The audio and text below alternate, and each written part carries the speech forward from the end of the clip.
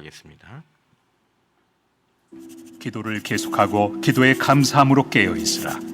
또한 우리를 위하여 기도하되 하나님이 전도할 문을 우리에게 열어주사 그리스도의 비밀을 말하게 하시기를 구하라. 내가 이 일 때문에 매임을 당하였노라. 그리하면 내가 마땅히 할 말로서 이 비밀을 나타내리라. 외인에게 대해서는 지혜로 행하여 세월을 아끼라. 너희 말을 항상 은혜 가운데서 소금으로 맛을 냄과 같이 하라. 그리하면 각 사람에게 마땅히 대답할 것을 알리라. 두기고가 내 사정을 다 너희에게 알려주리니 그는 사랑받는 형제요 신실한 일꾼이요 주 안에서 함께 종이 된 자니라.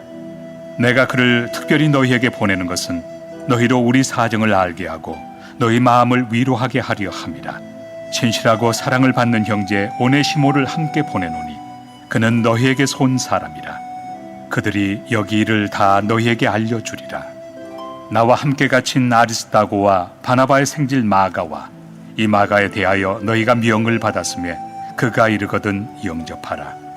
유스도라 하는 예수도 너희에게 문안하느니라. 그들은 할례파이나 이들만 하나님의 나라를 위하여 함께 역사하는 자들이니 이런 사람들이 나의 위로가 되었느니라. 그리스도 예수의 종인 너희에게서 온 에바브라가 너희에게 문안하느니라. 그가 항상 너희를 위하여 애써 기도하여 너희로 하나님의 모든 뜻 가운데서 완전하고 확신 있게 서기를 구하나니 그가 너희와 라오디게아에 있는 자들과 히에라볼리에 있는 자들을 위하여 많이 수고하는 것을 내가 증언하노라. 사랑을 받는 의사 누가와 또 데마가 너희에게 문안하느니라. 라오디게아에 있는 형제들과 눈바와 그 여자의 집에 있는 교회에 문안하고 이 편지를 너희에게서 읽은 후에 라오디게아에 있는 교회에서도 읽게 하고 또 라오디게아로부터 오는 편지를 너희도 읽으라. 아키포에게 이르기를 주 안에서 받은 직분을 삼가 이루라고 하라. 나 바울은 친필로 문안하노니 내가 매인 것을 생각하라. 은혜가 너희에게 있을지어다. 아멘. 자, 오늘 본문의 말씀은 골로새서 말씀의 마지막 부분입니다. 이 땅에 살면서 위의 것을 생각하고 새 사람의 삶을 살기 위해서 성도들이 무엇을 좀 집중하기를 원하는지 사도 바울이 이 부분들을 간략하게 정리해서 말하고 있습니다.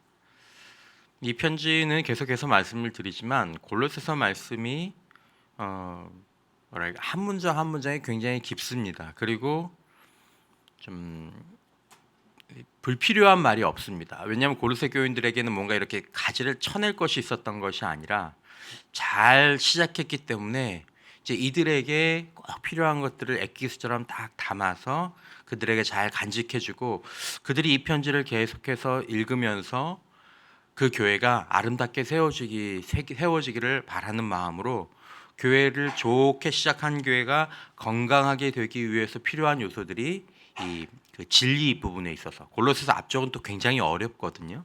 그리스도 예수의 그 천상적 모습에 대해서 얘기하고 있는 이제 그런 모습이라든지 또 이 성화에 관해서도 세 사람에 관해서도 얘기했고 그리고 그 원리를 가지고 우리가 무엇을 바라봐야 되는지 생활 속에서도 얘기했고 그리고 이제 마지막 권면을 여기에 더하고 있습니다. 오늘 본문에 보시는 것처럼 몇 가지 교훈이 나옵니다. 먼저 나오는 것은 기도에 대한 교훈입니다. 2절에서 4절까지의 말씀에 보면 기도를 계속하고 기도에 감사함으로 깨어 있으라. 계속하는 것과 감사하는 것이 나오죠. 3절에 보면 또한 우리를 위하여 기도하되 하나님이 전도할 문을 우리에게 열어주사 그리스도의 비밀을 말하게 하시기를 구하라. 내가 이 일 때문에 매임을 당하였노라. 그리하면 내가 마땅히 할 말로써 이 비밀을 나타내리라. 기도에 대해서 어떤 교훈들이 오늘 본문 가운데서 나오고 있습니까? 기도는 계속하는 것이 기도인 줄 믿습니다. 기도는 계속하는 것이 기도의 특징입니다. 신약 성경에 보는 것처럼 예수님도 기도에 대해서 말씀하실 때 항상 낭망치 말고 계속 기도를 하는 것이고 기도는 계속하는데 그 중요성이 있는 것이죠. 두 번째 뭐라고 얘기하죠? 감사하는 마음을 가지고 하는 것이 기도다라는 것입니다. 감사하는 마음. 사실 뭐 원망하고 불평하는 마음으로 기도를 할 수 있겠습니까? 그거는 이제 기도가 아니죠. 기도할 수 없습니다.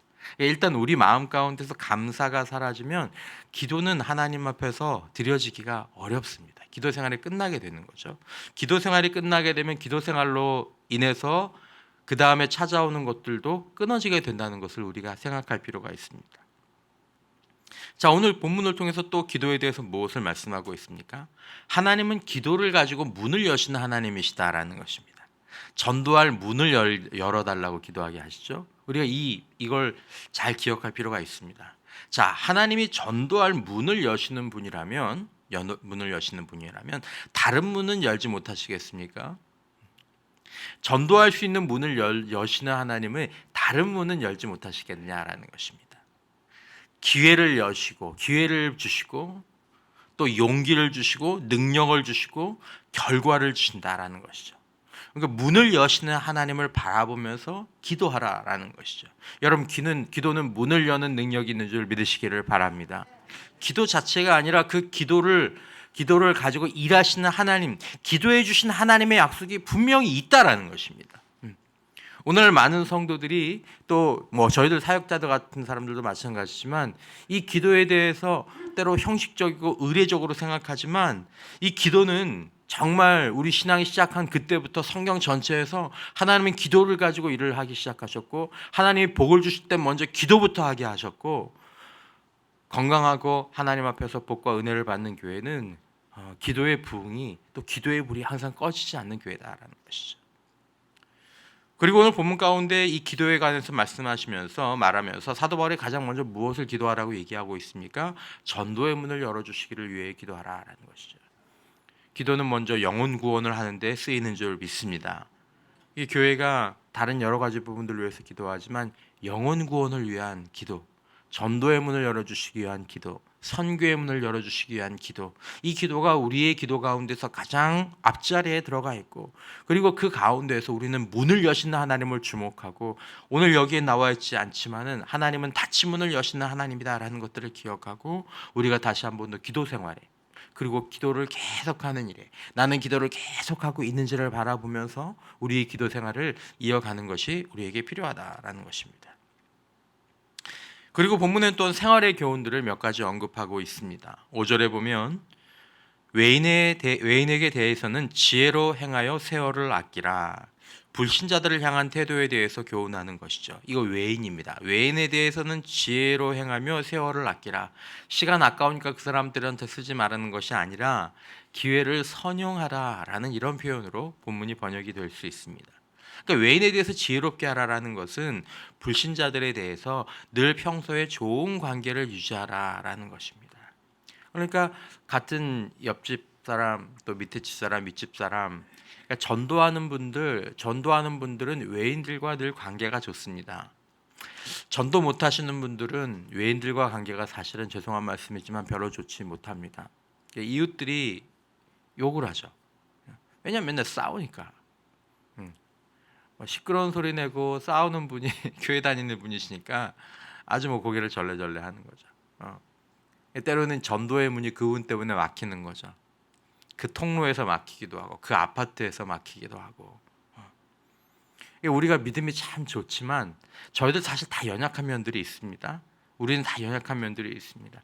우리가 연약한 부분들이 있기 때문에 우리에게 좋은 부분들도 있지만, 우리 연약한 부분들이 있기 때문에 이 말씀의 도전들을 우리가 계속 받으면서 그것들을 정말 내가 그러면 안 되겠구나, 내가 아파트에서 잘해야 되겠구나, 내가 엘리베이터에서 잘해야겠구나, 내가 좀 윗집 아랫집 갈등이 있을 때 내가 조금 선하게 말해야 되겠구나, 교표 붙여놓고 택배 아저씨들한테 조금 더 잘해야 되겠구나. 이런 아주 단순한 생활의 교훈부터 우리가 시작하게 되는 것이죠. 그리고 세월을 아끼라라는 것은, 기회를 선용하라라는 것은 세상이 사람들을 버리죠. 세상 사람들은 좋으면 모였다가 먹을 것이 있으면 모였지만, 그 세상 사람들에게 어려운 일이 생기면 다 떠납니다. 친지도 떠나고 가족도 떠나는 게 세상 사람들 아닙니까? 오히려 그때 너희는 옆에서 아무 조건 없이 그들을 돌보고 그들을 살피는 자가 되라는 것이 바로 우리들에게 주시는 교훈입니다. 물론 한글 개역 성경의 번역으로 보면 외인에 대해서는 쓸데없이 그들과 함께 어울려 다니지 말라, 유익이 없다라는 말도 될 수는 있겠습니다만은 본질은 이 지혜롭게 행하고 기회를 선용하라라는 의미입니다. 다음으로 말에 대한 교훈입니다. 말에 대한 교훈. 여러분 우리가 말씀을 쭉 보지만 성경을 차근차근히 쭉 같은 집중력을 가지고 쭉 읽다 보면 계속해서 말에 대한 이야기가 끊임없이 나오는 것들을 여러분들과 제가 보게 됩니다.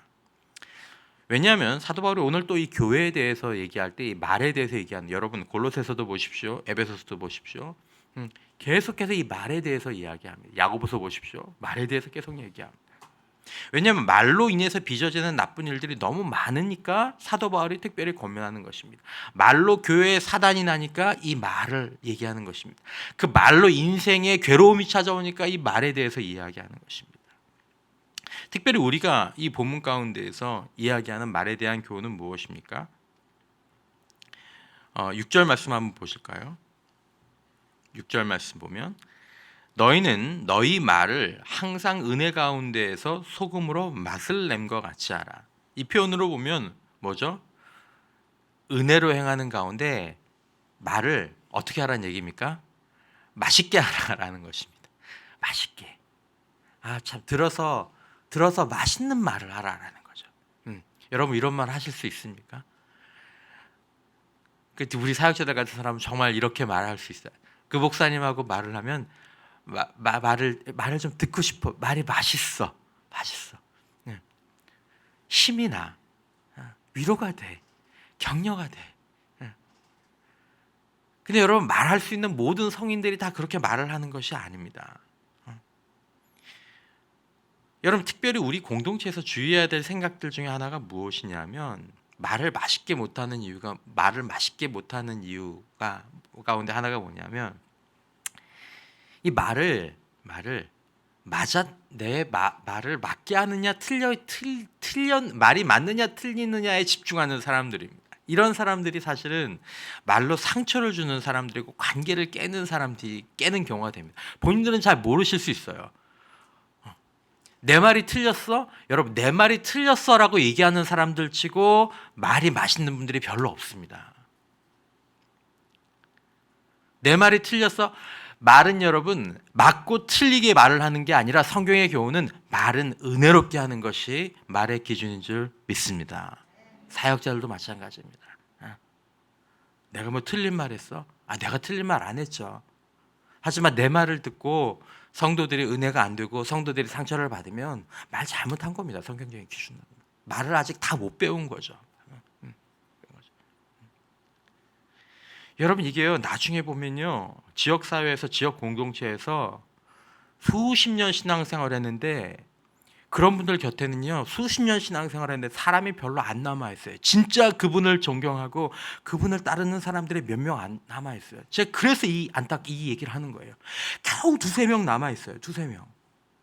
물론 주님 나라 갈 때까지 친구 3명만 있으면 뭐 상관없는 거지만 사역자 입장에서는 그게 진짜 안타까운 거예요. 한 해 한 해 갈수록 존경받는 분들이 많아지고 믿음의 후배들이 그분을 보면 따르고 그리고 뭐 뒤에서 말씀드리겠지만 그분이 행복하고 편안하고 그래야 되는데 시간이 갈수록 좁아지는 거예요. 겨우 두세 사람 남아요. 겨우 두세 사람. 그마저도 교회가 정말 건강하면 혹시라도 악한 그 두세 사람은 그마저도 잊지 못하고 깨지게 됩니다. 공동체에서 은혜의 빛이 강력하고 사랑의 빛이 강력하면 그런 말을 하는 사람들은 견딜 수가 없어요. 여러분 재밌죠 여러분? 영적으로 여러분 그래서 교회가 건강해져야 되는 거예요. 견딜 수가 없어요. 이건 중요한 부분들입니다. 여러분도 우리의 말이 은혜롭지 못하면 다른 사람들에게 덕은 둘째치고 내 인생, 내 신앙이 복되지 못합니다. 여러분 제가 이건 늘 본문이 나올 때마다 강력하게 권면합니다. 여러분 말을 은혜롭게 하십시오. 그래야 인생에 은혜가 있는 줄 믿습니다. 여러분 말이요 여러분 세상 사람들도 알잖아요. 세상 사람들로 말이 운명을 가지고 온다. 이 말이 틀린 말이 아니에요. 결과적으로 말에 은혜가 있어야 인생에 은혜가 있습니다. 이걸 꼭 기억해야 합니다. 말을 맛있게 해야 인생이 맛있어집니다. 교회를 세우고 사람을 세우고 하다못해 여러분들이 목사의 사역을 도와주길 원하시지 않습니까? 목사를 가장 크게 도와주시는 부분이 뭐냐면 말을 은혜롭게 해주시는 것입니다. 앞에도 나오지만 목사가 제일 힘들고 제일 마음 아플 때가 언제입니까? 여러분 부모님이 되셔서 가정에서 제일 마음 아플 때가 언제입니까? 애들이 아무리 공부 잘해도 둘이 죽어라 싸워보십시오. 부모는 그때가 마음이 제일 아픕니다. 제가 뭐 여러분들의 육신적인 부모는 아니지만 영적으로 목회자가 제일 힘들 때가, 제일 고통스러울 때는 아주 그냥 싸워가지고 가지고 올 때입니다. 뭐 때문에 싸웁니까? 말 때문에 싸웁니다. 98%가 말 때문에 싸웁니다. 안 해도 될 말. 말만. 그러니까 여러분 말을 예쁘게 해주시는 게 진짜 목회를 돕는 거고 교회를 도우시는 거죠. 본인도 마찬가지지만. 자, 여러분 말을 바르게만 하면 된다고 생각하지 마십시오. 말이 바르더라도 은혜롭지 못하면 말을 잘못 배운 것입니다. 여러분 우리가 말을 항상 은혜롭게 하는 것이 우리 인생을 복되게 하고 다른 사람들과 교회를 세우기 위해서 반드시 필요한 훈련이라는 것을 기억하고 이 훈련과 연습에 게으르지 않기를 주님의 이름으로 축원합니다. 사도 바울이 바로 그 얘기를 하는 거죠. 야, 내가 어떻게 말을 은혜롭게 해서 이 은혜로 이 맛을 내게 할까? 소금처럼 맛을 내는 말을 할 수 있을까? 그걸 생각하면 마땅히 대답해야 될 말을 알 거야 라고 얘기하는 거죠. 이제 지금 집사님, 권사님들이 또 이렇게 얘기를 하는데 어떻게 해야 이게 말을 소금으로 맛을 내는 것처럼 맛있게 할까라고 생각을 하고 말을 하면 바른 대답을 할 수 있는데 내가 바른 말 한번 해줘야 되겠다. 얘는 바른 말을 한번 들어야 돼. 여러분 바른 말 해주려고 하지 마십시오. 바른 말은 하나님이 하시게 하시고 그가 깨닫게 하시고 바른 말로 변하는 사람은 없습니다. 거의 없습니다. 우리가 이것들을 좀 할 필요가 있다라는 거죠. 그래서 그것들을 꼭 참고 은혜롭게 말하는 것이죠. 그것들이 교회를 세우는 길이고 사람들에게 복음의 문을 여는 것이죠. 자, 오늘 마지막으로 또 뭐가 나옵니까? 사도 바울은 오늘 본문에 여러 사람들의 이름이 쭉 나옵니다. 우리는 사도 바울은 알지만 사도 바울이 사역을 도왔던 사람들이 로마서 마지막 장처럼 이제 골로새서에도 이 짧은 본문에도 많이 나오거든요. 유명한 사람들, 유명한 사역자들, 그 무명의 사역자들이 사도 바울에게는 많이 있었습니다. 사도 바울은요 영적인 독불 장군이 아닙니다. 세상이 나를 다 버려도 나는 예수만 있으면 돼, 난 복음만 있으면 돼라고 살아갔던 사람이 사실은 아니다라는 것입니다. 사도 바울에게 세상이 그를 다 버려도 사도 바울이 끝까지 그 길을 갔지만 사도 바울이 그렇게 얘기하지 않았어요. 그는 핍박, 고난, 배척을 받았지만 사도 바울이 어려움을 함께하고 그를 위로하고 그의 눈이 되어주고 귀가 되어주고 손이 되어주고 발이 된 사람들이 있었습니다. 두기고, 오네시모, 아리스타고, 마가, 유스도, 에브라, 누가, 데마, 나중에 데마는 세상으로 가버렸지만 등등등. 편지의 마지막 구절까지 이렇게 쭉 사도 바울이 직접 쓰면서 이 사람들을 언급하는 것은 이들이 사도 바울의 귀한 동역자가 된 것입니다. 사랑하는 성도 여러분, 여러분들이 지금까지 교회와 사역자들의 도움이 되어 주신 것을 감사합니다. 여러분들이 없으면 사역자들은 너무 힘듭니다. 여러분들이 안 계시면 교회는 너무 힘듭니다. 진실한 무명의 동역자 된 여러분들을 하나님께서 은혜로 분명히 갚아주실 줄 믿습니다. 그 동역자를 도와합니다. 위로가 되시는, 동역을 해주시는 분들이 얼마나 감사합니까? 마지막으로 사도 바울이 18절에서 얘기합니다. 나 바울은 친필로 문안하노니 내가 매인 것을 생각하라. 은혜가 너에게 있을지어다. 자, 사도 바울이 오늘 본문 가운데에서 자기가 이제 마지막으로 씁니다. 지금까지 이 편지를 어떻게 썼다는 얘기입니까? 원래 사도 바울은 말을 쭉 하면 대단하죠. 말을 쭉 하면 한 사람이 그 말을 가지고 이렇게 받아 적습니다. 이런 걸 어떻게 그냥 말로 계속하고 그렇게 할까요? 그러니까 당시에 이 그 지식력이라는 게 우리가 생각하는 것처럼 그렇게 가볍지 않았다라는 거죠. 근데 이 마지막 절은 펜 줘요. 펜 줘요. 자기가 썼다는 거예요. 글씨체가 달랐겠죠. 어떤 경우에는 크게 쓰기도 했어요. 우리가 강조할 때는 크게 쓰지 않습니까? 친필로 문안하면서 나의 매인 것을 생각하라. 은혜가 너희 모두에게 항상 함께 있을지어다. 이렇게 썼다는 거예요. 내 매인 걸 좀 생각해라. 나 지금 매여 있는 거 잊지 마. 그렇게 얘기하는 거죠. 왜 이 얘기를 적었을까? 여러 가지 이유가 있겠지만 그 중에 하나는 이런 것이라고 저는 생각합니다. 주석에는 나와 있지 않습니다. 저는 근데 이런 느낌이 듭니다. 나 여기 매여 있어서 어려움을 겪고 있는데 날 잊지 말아라. 사역자들이나 앞에서 수고하는 자들의 어려움을 생각할 수 있는 저와 여러분들이 되시기를 축원합니다. 아유, 얼마나 힘드실까. 아유, 그 성도 얼마나 아플까. 나는 매여 있지 않지만 메인 사역자들이 있고 메인 성도들이 있는데 그들을 기억하는 것이 주님의 사람들인 줄 믿습니다. 오늘도 위로가 필요하고 도움이 필요하고 친구와 동역자가 필요합니다. 아무리 강해 보이는 사역자도 다 친구와 동역자와 위로가 필요합니다. 아무리 강해 보이는 성도도 다 필요합니다. 수고와 어려움을 헤아려 주는 자들이 되라고 권면하고 있는 것입니다. 좋은 출발을 한 교회가 더욱 성숙하고 성장하기 위해서 필요한 말씀이 오늘 골로새서 말씀에 담겨 있습니다. 우리 교회도 좋은 교인들이 참 많이 있습니다. 그러니까 우리는 이 부분들을 나눌 수 있게 되는 거죠. 좋은 교회가 아니면 이 부분을 나눌 수 없습니다. 이제 문제를 다뤄야 되는 거죠. 문제 다루느라 1년, 2년, 10년씩 보내야 되는 교회들도 있습니다. 우리는 문제는 좀 없으니까 우리가 나가야 될 부분들을 바라볼 수 있는 것이죠. 저와 여러분들이 진리와 성령을 따라서 사도의 바른 권면을 따라서 바르게 성장하고 성숙하는 교회가 되도록 은혜 주시기를 주님의 이름으로 축원합니다. 이 시간 우리가 함께 기도할 때